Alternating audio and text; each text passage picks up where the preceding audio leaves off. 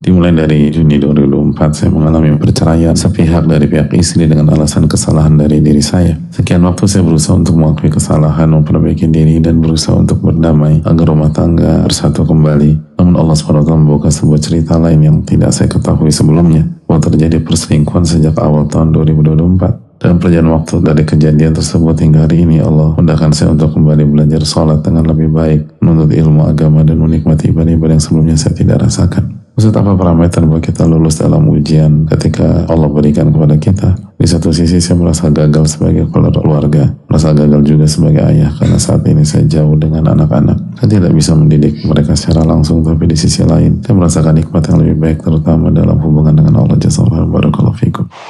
Yang pertama, gagal di pertengahan jalan itu bukan akhir dari segalanya. Bukankah di perang Uhud kita gagal menang, tapi itu bukan akhir dari segalanya. Dan setelahnya terjadi pencapaian-pencapaian luar biasa sampai kota Mekah kembali bisa dibebaskan dari kesyirikan dan berhala-berhala berhasil dihilangkan.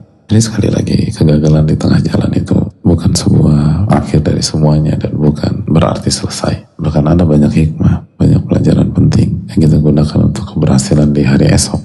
Yang kedua, kalau memang perceraian sudah terjadi dan akhirnya tersingkap, terjadi perselingkuhan, akan bisa jadi itu cara Allah SWT menyelamatkan kita dari wanita yang tidak baik. Jadi bisa jadi itu bukan kegagalan, tapi itu penyelamatan. Kita diselamatkan dari wanita yang berkhianat, wanita yang tidak baik dan tidak menjaga kehormatan. Yang berikutnya, parameter berhasil dan lulus ujian adalah apabila kita menghadapi ujian itu dengan kejujuran, jujur kepada Allah. Dan arti jujur kepada Allah adalah ikhlas hanya mencari wajah Allah dalam menghadapi sebuah ujian. Yang kedua, isti'anah, minta pertolongan kepada Allah. Jadi ketika kita menghadapi ujian, kita minta tolong sama Allah. Yang ketiga, fillah, kita menjalani atau menghadapi ujian dengan jalan Allah Subhanahu wa Ta'ala, dengan apa yang Allah ridhoi dan tidak menggunakan cara yang haram.